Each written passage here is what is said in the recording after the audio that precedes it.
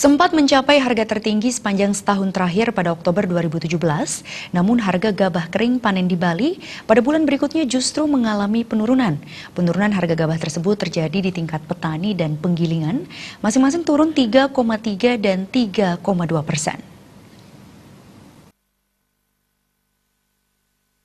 BPS Provinsi Bali menyebutkan pencatatan harga gabah dilakukan di 7 kabupaten di Bali, yakni Jembrana, Tabanan, Badung, Gianyar, Klungkung, Karangasem, dan Buleleng selama bulan November 2017.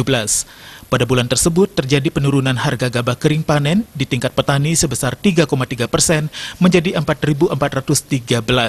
Sedangkan di tingkat penggilingan turun 3,2% menjadi Rp4.479 per kilogram.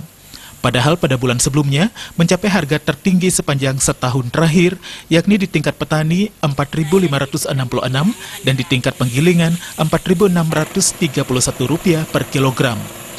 Penurunan harga gabah disinyalir akibat pengaruh cuaca. Meski demikian, harga-harga tersebut masih berada di atas harga patokan pemerintah, yaitu di tingkat petani Rp3.700 dan di tingkat penggilingan Rp3.750 per kilogram.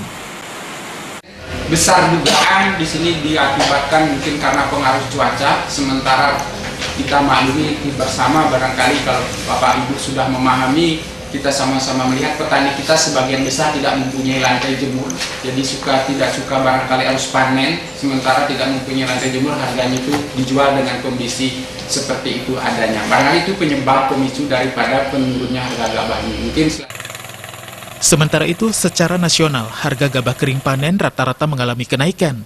Di tingkat petani, Rp5.583 dan tingkat penggilingan Rp5.688 per kilogram.